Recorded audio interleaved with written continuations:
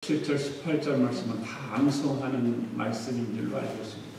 같이 읽습니다. 시작. 항상 기뻐하라. 쉬지 말고 기도하라. 범사에 감사하라. 이것이 그리스도 예수 안에서 너희에게 행하신 하나님의 뜻이니라. 다시 한번 읽습니다. 시작. 항상 기뻐하라. 쉬지 말고 기도하라. 범사에 감사하라. 이것이 그리스도 예수 안에 너희에게 행하신 하나님의 뜻이니라. 할렐루야. 자, 옆 사람과 인사합시다. 당신은 행복하십니까? 물어보세요.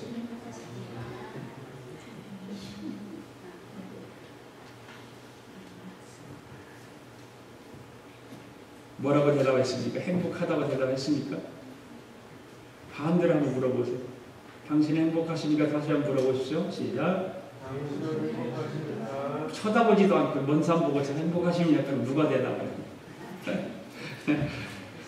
자, 오늘 예배드리는 저와 여러분 행복한 사람들인 줄 믿습니다. 네, 행복한 사람들.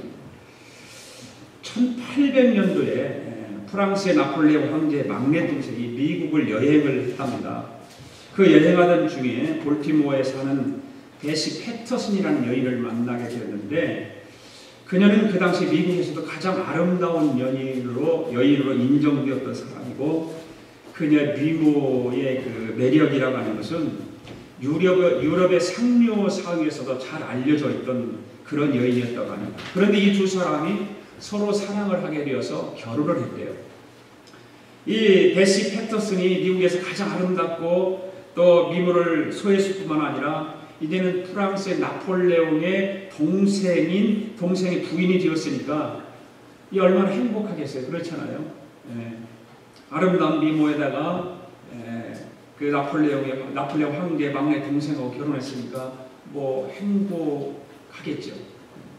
그런데 그녀의 미모와 천하의 명성과 그 재물들이 진정한 행복을 느껴주지 못했다는 것을 그가 편지로 남겨놓은 글이 있더라고요.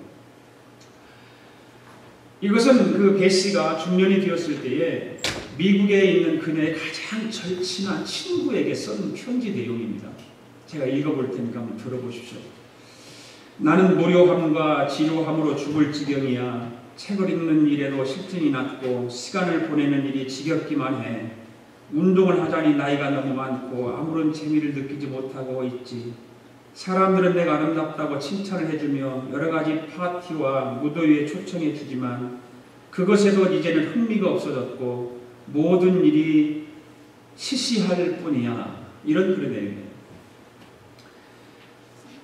천년의 갑절을 산다고 할지라도 어떤 미모와 부귀를 가져서도 세상에서의 진정한 낙을 느끼지 못하는 그런 불쌍한 인생이 이 여인이 아닌가 이렇게 생각을 합니다. 모든 사람들로 하여금 아름다운 미모와 정 빼어난 그 아름다운 몸매를 가져 있고 부를 누리고 프랑스의 나폴레옹 황제 막내 동생의 부인이 되어서 살아가지만 그 살아가는 인생 속에서 행복하다는 말을 찾아볼 수가 없는 거예요. 그러면 인생에 있어서 진정한 즐거움이 무엇이란 것일까? 진정한 행복이 무엇일까?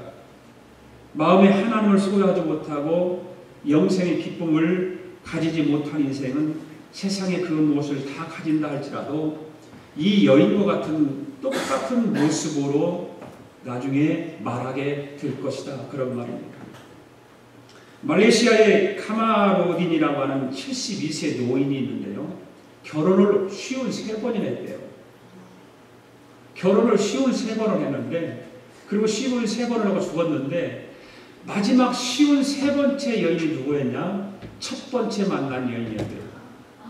첫 번째 결혼했던 여인이 맨 마지막에 다시 만나서 결혼하고 살다가 죽었다는 것입니다. 결국 돌고 돌아서 원점으로 돌아가게 되는 것이죠. 우리가 유명한 운동선수가 우리 마이클 조던은 여러분들 모르는 사람 한 사람도 없잖아요. 1993년도 7월 미국 NBA 3연패 위협을 달성했던 그 농구 황제 마이클 조던의 아버지 제임스 조던이 고속도로에서 2인조 강도를 만나서 살해됩니다. 그 충격으로 이 마이클 조던은 그의 10월 농구를 은퇴하고 아버지가 그렇게 꿈을 꾸었던 야구 선수로 입문을 하죠. 그때 그는 이렇게 말해요. 저는 도전이 없으면 살 수 없습니다. 농구에서는 더 도전할 수 있는 것이 없기에 이제 새롭게 야구에 도전합니다. 이런 말을 했습니다. 그 다음에 2월 그가 시카고 화이트삭스 팀에 입단을 해서 그 트리플 A 팀에서 뛰었습니다. 그리고 시즌이 시작하고 난 이후에 29타수 무안타 행진을 하다가 결국 A팀으로 더블 A팀으로 강등되었고 그의 더블 A 버밍햄에서 타율 2할 2푼, 홈런 3개, 타점 51점의 초라한 성적을 냈던 사람입니다. 결국 그는 야구를 포기하고 뭘로 바꾸죠? 골프 선수로 바꿔요. 격렬한 농구에 비해서 푸른 초원을 거리면서 골프를 하니까 너무 편하고 멋져 보였습니다. 그런데 가장 큰 스포츠 공인 농구공으로 가장 큰 구멍에 넣었던 마이클 조던이 가장 작은 공으로 가장 작은 구멍에다 넣는 거예요. 얼마나 넣기 힘든지 계속해서 스트레스가 말도 못하게 받고 있어요. 그래서 이 골프를 그만두고 다시 농구 선수로 복귀를 합니다. 그때 언론은 이야기합니다. 농구의 신이 돌아왔다. 이렇게 말해요. 이 마이클 조던의 삶을 보면서 또 프랑스 황제의 그 부인이었던 그 여인을 보면서 여러분들 무엇을 생각합니까? 어디에 여러분의 행복이 있다라고 생각하냐? 저는 그 질문을 드리고 싶은 거예요. 마이클 조던이 결국엔 자기 행복을 찾기 위해서 골프도 하고 야구도 하고 했던 거 아니겠어요? 행복이라고 하는 것은 여러분에게 주어진 삶의 터전에서 행복의 샘은 터지게 되었다는 사실을 기억할 수 있기를 원합니다. 다른 곳에서 행복의 샘이 터지는 것이 아니라 내 삶 가운데 나에게 주어진 그 삶 속에 행복의 샘이 터진다는 것이죠. 중요한 것은 여러분에게 주어진 지금의 처지를 불평하지 말고 짜증내지 말고 원망하지 말고 하나님의 뜻대로 최선을 다해 사는 것입니다. 그렇게 사는 삶이 행복한 것입니다. 그것이 즐거운 것이고 신나는 것입니다. 성공적이고 행복한 삶을 위해서 기본적으로 무엇이 필요할까요?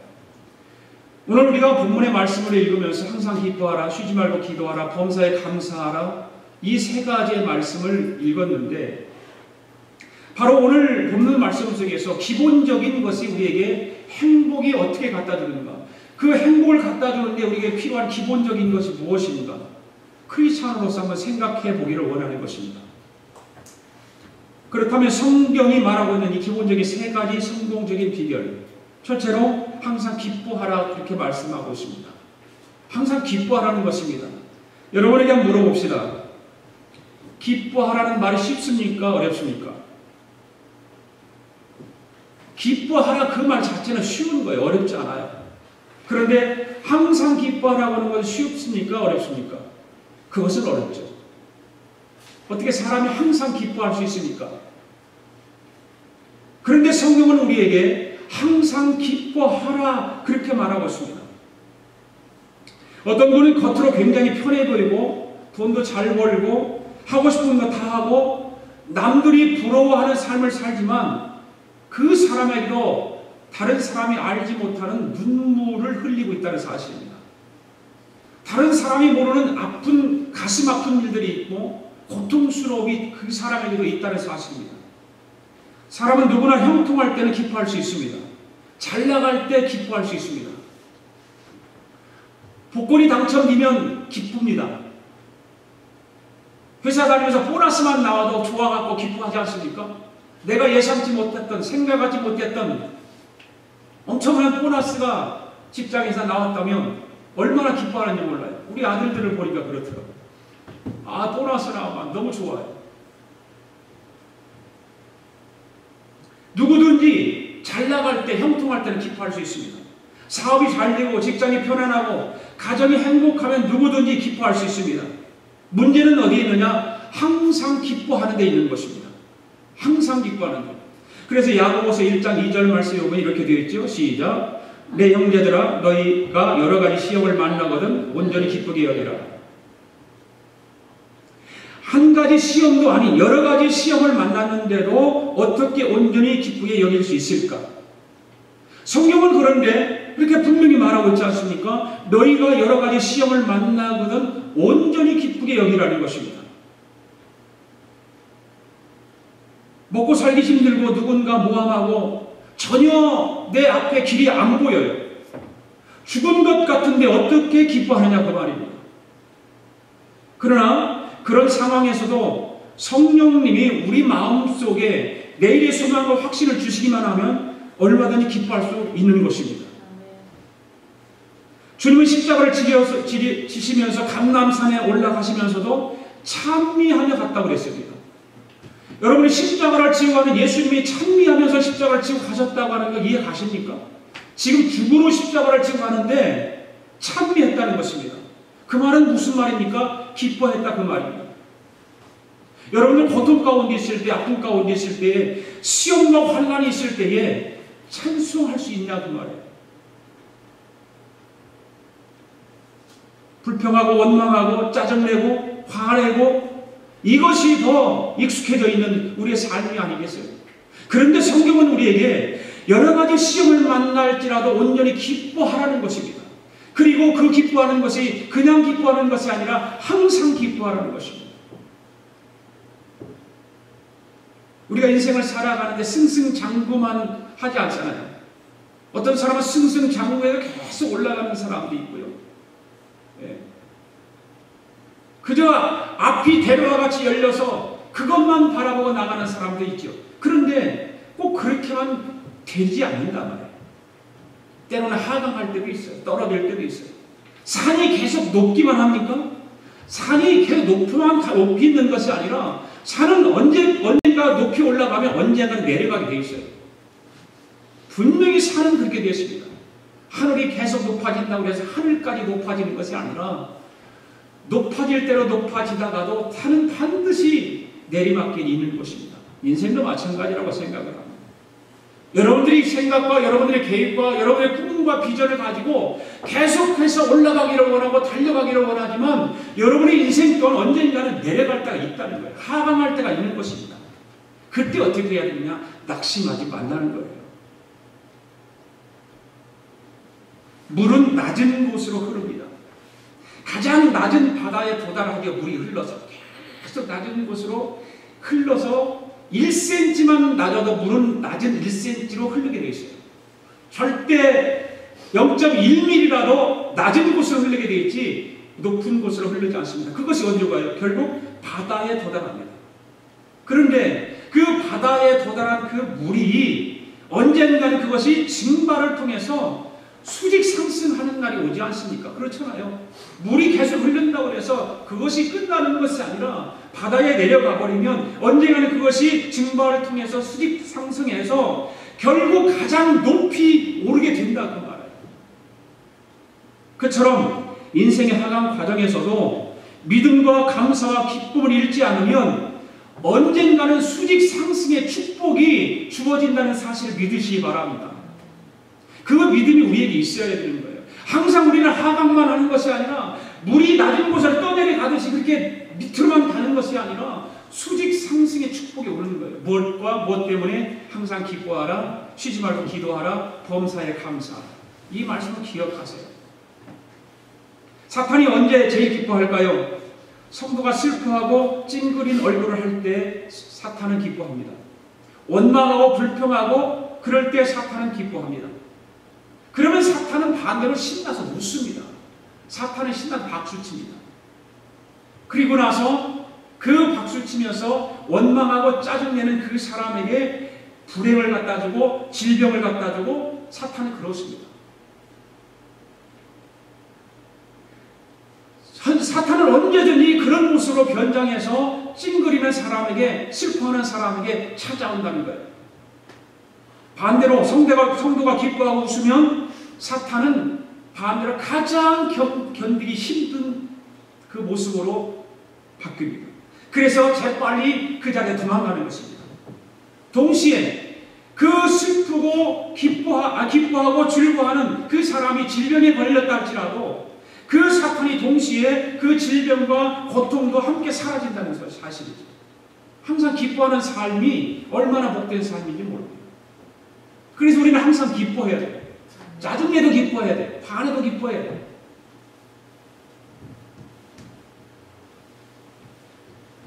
우리나라 웃어야 건강해진다고 세미나 다니는 강사가 있지 않습니까? 누구죠? 황수관 박사네요. 황수관 박사. 웃으라는 거예요. 웃어야 건강해진다는 거죠. 웃어야 복이 온다는 거예요. 그래서 세미나를 열심히 하고 다닙니다. 여러분 한번 웃어볼래요? 한번 큰 소리로 한번 웃어보실래요? 자, 시작하면 지금부터 한번 웃는 거예요. 큰 소리로. 시작! 무슨 웃음소리라고 그래요. 웃으면 하하하하하 이렇게 웃어야죠. 네, 다시 한번 웃어보세요. 시작! 이쪽은 못해. 네, 한번 웃어보시라고. 웃어보면 내 속에 있는 답답함이 확 다 나오게 돼 있어요. 네, 여러분 지금 심정이 답답하십니까? 뭐 답답한 게 여러분 속에 있지 않으세요? 그럴 때 내가 그렇게 웃었듯이 한번 웃어보세요. 사람들 보는 데서 웃지 못할 것 같으면 여러분들 차 안에서 혼자 드라이브 할 때 한번 웃어보세요. 그리고 어떤 목사님은 그 웃음을 가르치러 다니는 세미나 하는 분들이 있어요. 정말 그렇게 웃어요. 너무너무 강하게 세게 힘있게 웃고 아주 소리내서 웃습니다. 이 세상에 수많은 동물 중에 웃는 존재가 사람밖에 없다는 거 알잖아요. 뭐가 웃나요? 동물 중에서? 웃는 거 봤어요? 원숭이가 웃는 거 봤어요? 원숭이 웃는 거? 거짓말 하지 마. 원숭이가 웃는 거 원숭이가 웃어? 네. 사람밖에 없어요. 물론 그들이 겉으로 우리가 사람같이 겉으로 표현은 안 된다. 하게 안 될 수도 있겠지만 겉으로 표현할 수 있는 것은 동물 중에 사람밖에 없는 것입니다. 웃음을 표현할 수 있는 것. 그 말은 무슨 말이냐면 웃음을 잃으면 점점점 짐승처럼 된다 그 말입니다. 웃음을 잃어버리면 짐승 같은 사람이 되는 거예요.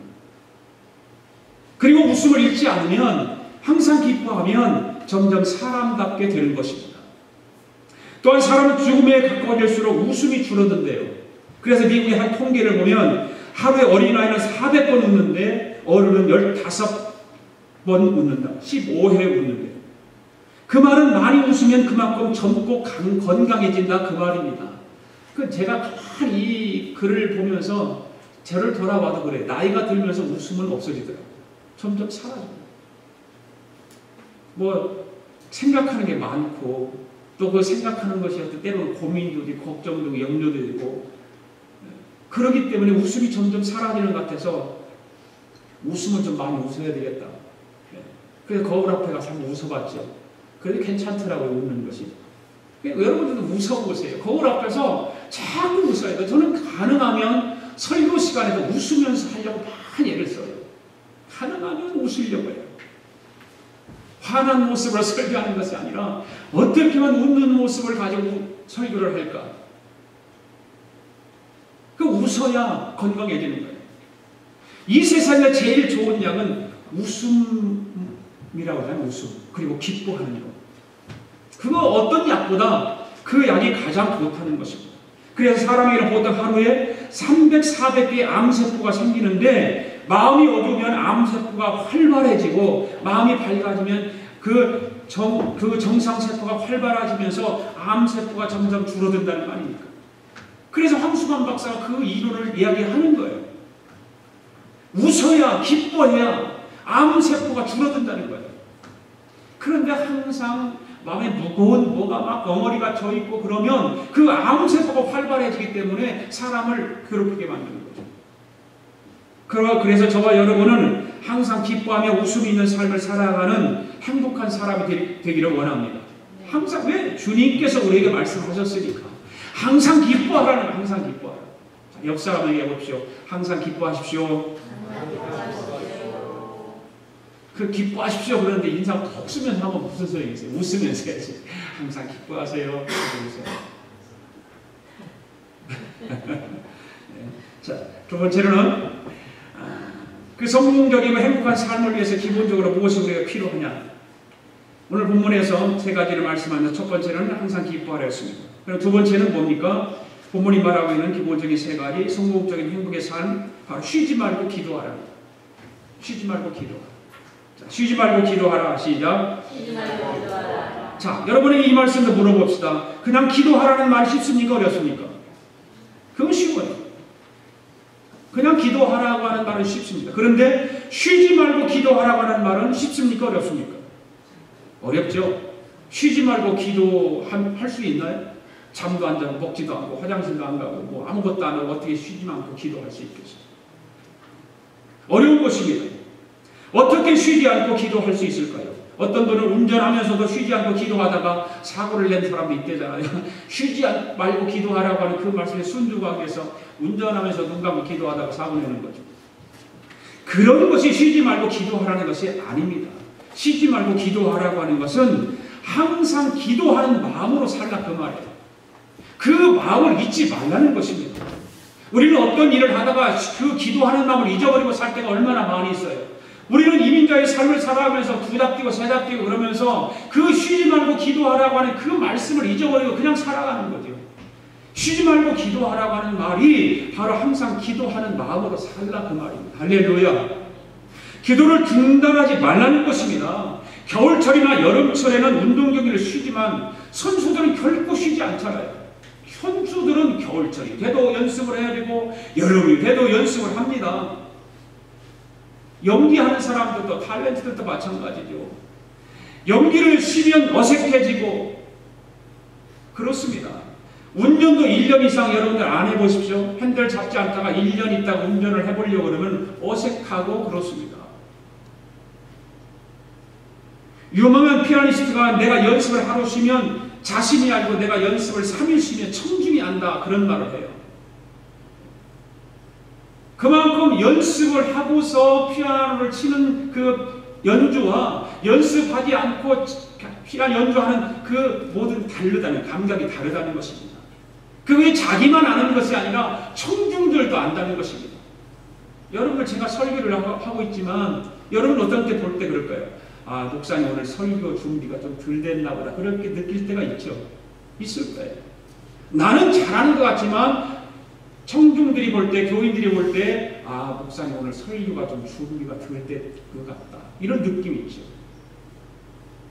설교를 준비를 잘 해서 정말 내가 여러분에게 말씀을 증거하고 할 때 나도 자신 있고 여러분들도 은혜가 되고 그렇잖아요. 모든 음악이라든지 예술이라든지 학문이라든지 운동에는 연속성이 필요한 것입니다. 신앙생활도 마찬가지입니다. 어떤 사람은 예수 믿다가 말다가 하기도 하고 기도도 하다 말다 하고 봉사도 하다 말다 하고 그냥 쉬지 말고 하는 것이 아니라 그냥 하다 말다 그런단 말이죠. 쉬지 말고 기도하라고 하는 원어의 뜻은 뭐냐면 모든 것을 제쳐놓고 기도만 하라고 하는 그런 뜻이 아니라 호흡하는 것처럼 끊임없이 하라 그 말입니다. 믿습니까? 내가 숨 쉬는 것처럼 바로 기도도 끊임없이 하라는 것입니다. 끊임없이 하나님께 기도하는 사람은 영적인 호흡을 하는 사람인 것입니다. 할렐루야. 하나님과 영적인 관계, 하나님과 영적인 호흡을 하고 살아가는 사람입니다. 그 사람은 바로 영적으로 바로 서 있는 사람입니다.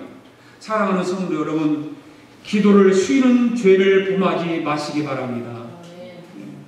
기도는 고난을 예방하는 최상의 예방 도구이고 현재의 고난을 축복으로 만드는 최상의 역전 타구가 되는 거죠.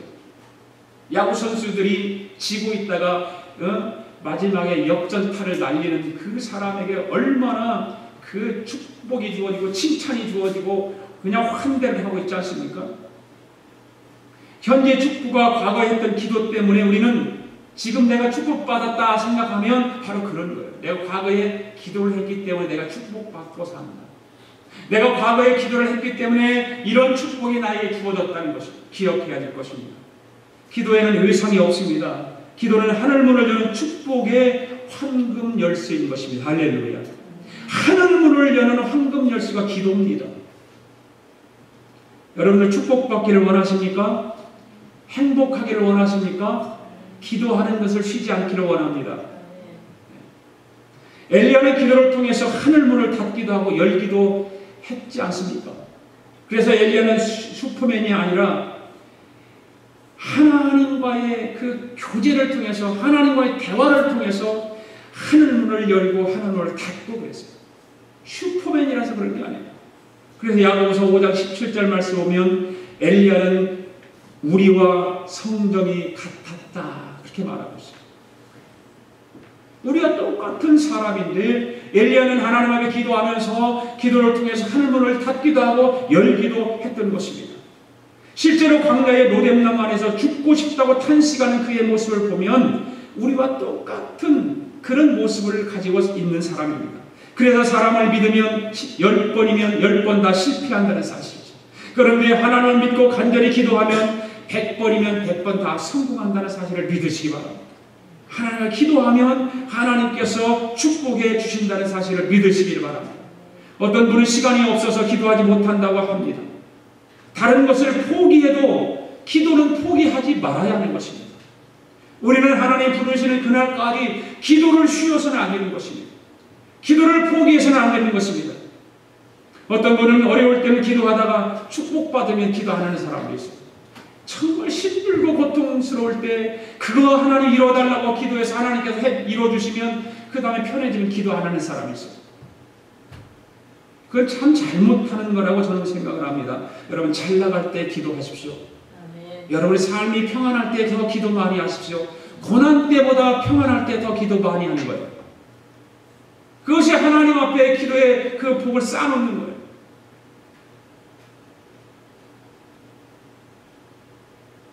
잘 되고 높은 자리에 있을 때 더 많이 기도해야 돼요. 사실 축복받고 높은 자리에 있으면 앞으로 내려갈 가능성이 낮은 자리에 있는 사람보다 확률적으로 많을까요? 적을까요? 더 많아요. 더 많습니다.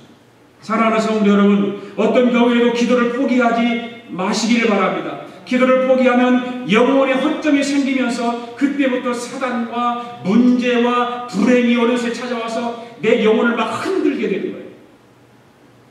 그래서 기도 안 하면 혼탁하지 않습니까? 내 영혼이, 내 삶이 혼미하지 않습니까? 기도해야 하나님의 음성을 듣고 기도해야 하나님과 대화가 이루어지기 때문에 내 영혼이 맑아지게 되는 것이고 건강해지는 것이지, 기도 안 하면 내 영혼이 건강하지 못하게 되는 거예요. 자꾸 그래서 쉬고 싶고,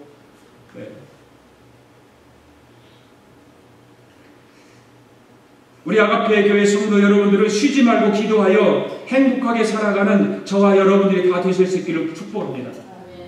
그 다음에 세 번째는 범사에 감사하는 삶입니다. 오늘 18절 말씀 같이 읽겠습니다. 시작. 범사에 감사하라. 이것이 그리스도 예수 안에서 너희를 향하신 하나님의 뜻이니라. 이 말씀도 마찬가지입니다. 그냥 감사하라고 하는 말은 쉽습니다. 그런데 범사에 감사하라고 하니까 어려운 거예요. 감사는 신앙의 기초인 것입니다. 신앙생활의 기초는 감사입니다. 죄로 말미암아서 영원히 죽을 수밖에 없었던 죄인을 용서해 주시고 하나님의 자녀가 되게 하시고 구원해 주심을 감사하는 것이 신앙의 첫 걸음입니다. 그래서 감사는 내가 예수님으로 구세주로 고백한 이후에 정말 기초로 해야 될 거예요. 기초. 그래서 바울은 범사에 감사하는 신앙생활하는 사람, 바로 기쁘도 슬퍼도 행복해도 불행해도 건강해도 건강치 못해도 감사하는 바로 신앙입니다. 바울은 늘 그래서 우리에게 가르쳐주는 거예요. 항상 기뻐하라, 쉬지 말고 기도하라, 범사에 감사하라. 이는 너희를 향하신 하나님의 뜻이라는 거예요. 그렇게 말씀하고 있는 것입니다. 범사라고 하는 말은 모든 상황 아래서라는 뜻입니다.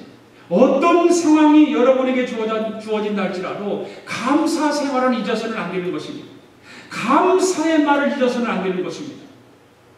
미국 사람들은 아니고 또 땡큐 그래, 또 땡큐. 감사라고 하는 말이 미국 사람들에게는 이게 붙어 있어요. 그냥 뭐 땡큐 땡큐 하는 거. 나 싫어해도 너 땡큐. 그럼 우리는 한국 사람들은 그 감사라고 하는 말이 적은 것 같아요. 참 적어요. 물론 언어상 어떤 그런 것도 있겠지만 우리 크리스천들은 항상 내 입술에서 감사합니다라고 하는 말이 떨어져서는 안 될 줄로 믿습니다. 늘 감사합니다. 감사합니다. 환경과 조건을 초월해서 감사하는 것입니다. 또한 감사는 조건부가 아니라 무조건적인 것이 되어야 하는 것입니다. 감사는 거창한 것, 큰 것만 감사한 것이 아니라 작은 것, 사소한 것이라도 감사하는 것이 중요한 것입니다. 사람들은 대부분의 어떤 큰 것을 가져야만이 감사한다라고 말하는 사람이 있는데 그것이 아니라 작은 것 하나 소홀히 하지 않고 그 작은 것 하나라도 감사할 줄 아는 믿음의 사람들이 되어야 될 줄 믿습니다. 사랑하는 성도 여러분, 감사하면 길이 열리고 문이 열리는 것입니다. 한편 우리는 늘 마음으로 감사하고 입으로 감사해야 됩니다. 우리의 믿음을 고백하는 것이 중요하듯이 감사도 고백이 중요한 것입니다. 내 입술로 고백하는 감사가 얼마나 중요한지 모릅니다. 우리는 또 입으로만 하나님 감사합니다, 예수님 감사합니다 라고 말하는 것이 아니라 내 손으로 감사할 줄도 알아야 됩니다. 그래야 되는 것입니다. 제 아무리 마음으로 감사를 드린다고 해도 입을 다물고 있으면 안 되듯이 아무리 입으로만 감사만 무슨 소용이 있겠어요. 그 입으로 시인을 하지만 내가 하나님 앞에 드릴 수 있는 감사를 해야 될 줄로 믿습니다. 파스칼은 병상에서 이런 글을 썼어요. 하나님 제게 병을 주셔서 감사합니다. 이 병을 통해서 주실 축복을 받고 감사를 배우기 전까지는 이 병을 거두지 말아 주시옵소서. 그렇게 기도했습니다. 이 파스칼은 병이 축복의 도구임을 믿고 감사했던 것입니다.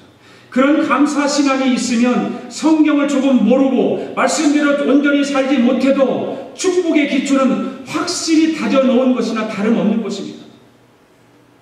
얼마나 감사가 중요했으면 내 감사를 배우기 전까지 이 병을 안 고쳐줘도 괜찮다는 얘기예요. 결국 가장 소중한 믿음은 범사에 감사하는 믿음인 줄로 믿습니다. 범사에 감사하려면 어떻게 할까요? 생각을 긍정적으로 갖는 것입니다. 항상 생각을 긍정적으로. 문제가 있을 때 제일 먼저 할 일은 긍정적으로 생각하는 것입니다.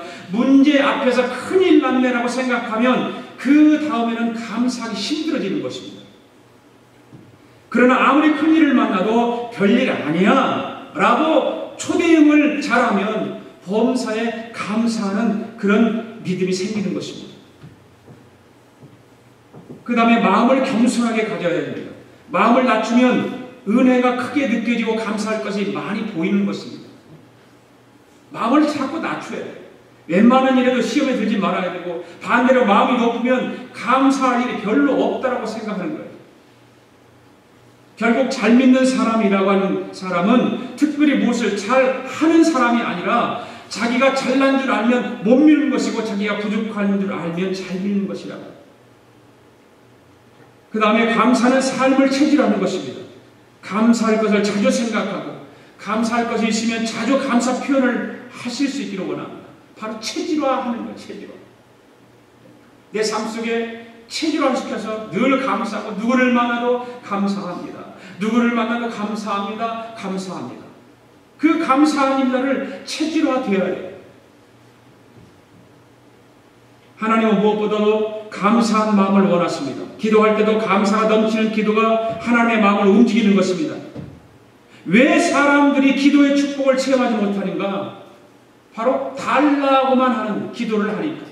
하나님 앞에 내 삶 속에서 감사했던 것을 기도하고 감사한 것을 아뢰고 그래야 되는데 그런 것은 하지 못하고 하나님 앞에 달라고만 하니까 응답에만 지나치게 신경을 쓰기 때문에 그러는 것입니다. 사람은 먼저 감사할 환경을 주셔야 감사하겠다고 하지만 하나님은 먼저 감사하며 기도해야 응답하겠다고 말씀하고 계세요.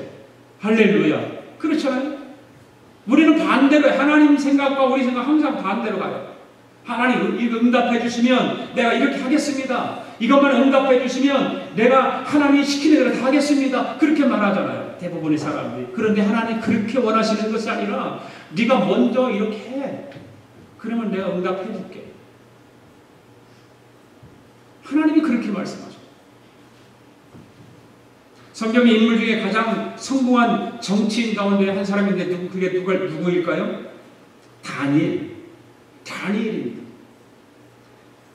요셉은 애굽의 총리를 지낸 사람입니다. 그런데 다니엘은 당대의 세계를 제패한 3개 제국의 총리를 지낸 사람이 다니엘입니다. 그때 최대 성공 비결이 무엇일까? 다니엘의 최고 성공 비결이 무엇일까라고 하는 것입니다. 어떤 다니엘의 뛰어난 정치력이 있어서 그랬을까요?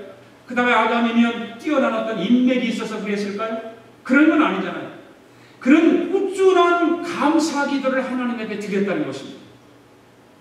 하루에 3번씩 예루살렘 성전을 향해서 하루에 3번씩 감사 기도를 드렸던 다니엘의 신앙을 우리는 본받아야 되는 것입니다. 그때 정적들이 다니엘의 기도 생활을 알고 왕에게 뭐라고 말하죠? 누구든지 왕 외에 다른 신이나 사람에게 구하면 타자굴에 던진다는 거예요. 왕의 말을 거역하면 왕 외에 다른 신을 섬기면 타자굴에 넣겠다는 것입니다. 그래서 그 명령을 내렸습니다. 그런데도 다니엘은 변함없이 하루에 3번씩 무릎 꿇고 기도하며 하나님께 감사했던 신앙인입니다. 그때 다니엘의 가장 중요한 기도 제목이 바로 감사였습니다. 그래서 결국 사자굴로 던져졌지만 하나님이 그를 어떻게 했습니까? 사자굴에서 보호해주고 그를 형통하게 만들어준 것입니다. 할렐루야. 바로 감사의 신앙, 하나님 앞에 감사하는 그 기도가 그의 생명을 살리기도 했고 그를 최고의 그 총리 자리에서 그를 형통하게 만들어 주었던 것입니다. 오늘날 미국 시카고에서 목회하는 한 목사님이 그 장로님과 함께 어떤 그 교회 할머니 댁을 신방을 하게 됐답니다. 그런데 아파트를 이렇게 들어가는데 아파트에서 얼마나 냄새가 나고 지저분하고 막 입에서 구역질이 날 정도로 그렇게 심한 냄새가 났어요. 그래와 장로님 얼굴을 찡그리면서 목사님한테 막 이런 곳에 가냐고 얘기를 하니까 목사님이 뭐라고 말하냐면 장로님 올라가면 좋아집니다. 올라가면 좋아집니다. 그런 얘기를 하면서 5층까지 올라갔는데 그 냄새는 여전하더라는 것입니다. 그래도 목사님은 계속 올라가면 좋아집니다라고 설득을 하면서 그 5층 문에 도착을 해서 문을 두드렸습니다. 그러자 할머니가 문을 열고서 막 반기면서 목사님과 장로님을 반기면서 두 천사가 오셨다고 반갑게 맞으면서 이 누추한 곳에 찾아온 것에 감사하며 눈물까지 글썽이면서 모셔드렸다는 거예요. 그때 장로님이 깨달았다는 것입니다. 목사님이 올라가면 좋아진다라고 하는 말이 무슨 말인가 이제는 알겠구나. 그 누추한 곳에서 냄새가 펄펄 나는 그 아파트에서 이 할머니는 정말 감사를 잃지 않고 감사하며 사는 그런 모습을 보게 되었다고 하는 것입니다. 여러분의 삶 속에서 어떠한 어려움이 만나도 남 탓으로 돌리지 마십시오. 축복이 늦어지는 것은 어떤 돈 때문에 늦어지는 것이 아니고 어떤 나에게 기회가 아직 안 와서 늦어지는 것이 아니라 오히려 감사의 부족 때문이라고 생각할 수 있기를 원합니다. 내가 돌아보니까 감사가 없었구나. 내가 감사하지 못했구나. 하나님 앞에 기도하면서도 감사 기도를 전혀 못했고 내가 성도들에게도 감사하지 못했고 감사를 잊었구나. 그런 것을 기억할 수 있기를 원합니다. 감사는 하나님의 응답을 속히 이끌어내는 축복의 비결인 것입니다. 또한 감사는 불행을 행복으로 전환시키는 영적인 키인 것입니다. 메스터 키가 바로 감사예요. 여러분들이 영적인 삶에 엉켜있다든가 영적인 삶이 좀 어떻게 어둡다든가 그럴 때는 하나님 앞에 감사 기도를 드리십시오. 그것이 바로 메스터 키가 되는 것입니다. 믿음이 커지면 감사도 커지는 것입니다. 신앙을 다른 면에서 자랑하지 말고 감사를 많이 할 수 있기를 원합니다. 우리 국가대학 목사님, 우리 침례교 목사님 가운데 40일 금식한 목사님이 계셔요.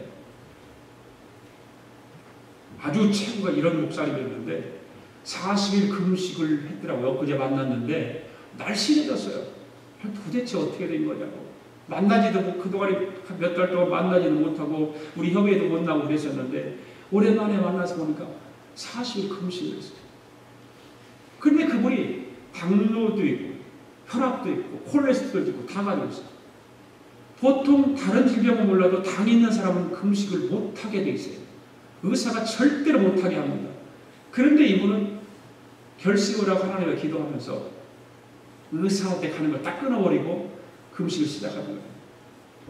뭐 처음에는 15일만 하겠다 생각을 하고 15일 하면 20을 하겠다. 20일 내가 하면 그 다음에 40일 하겠다. 그런 생각을 가지고 했어요. 40일 금식을 하고 보식을 해야 되잖아요. 그런데 금식을 하고 나서 누가 그러더래요. 생조기가 그렇게 좋다고. 그 생조기를 먹어야 되는데 굴비를 먹은 거예요. 마른 굴비, 그 소금이 절인 굴비.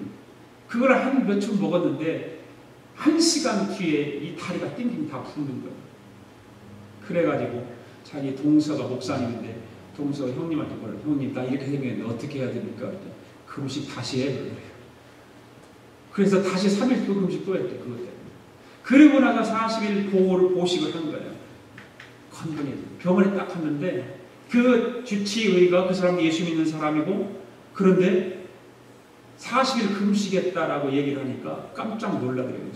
자기는 지금까지 교회에 다니는 것 빼고 내가 지금 인생을 살아오고 의사 생활을 하면서 이런 사람 처음 봤다 얘기해요. 금식 40일 금식은 난 보지 못한 거예요. 미국 의사가. 그런데 건강 체크를 했는데 다 정상으로 돌아왔어요. 혈압도 콜레스테롤도 당도.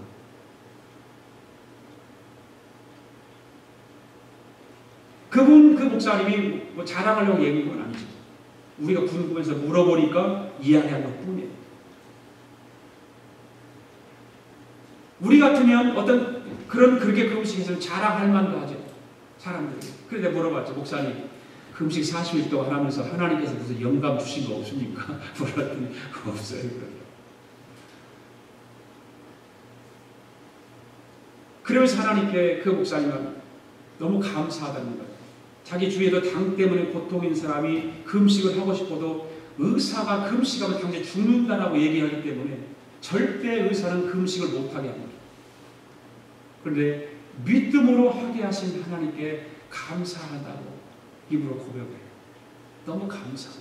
몸도 날씬해졌고 건강도 정상으로 다 돌아가고. 여러분, 감사할 줄 아는 사람에게만 있는 축복인 줄 믿습니다. 부부간에도 사랑을 구걸하지 마십시오.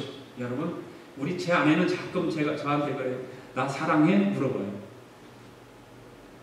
아마 여러분들 그렇죠. 특히 여자분들이 그런 말을 잘해요. 나 사랑해? 우리 아내는 지금도 그 얘기를 합니다. 지금도 가끔. 나 사랑해? 확인하는 거죠.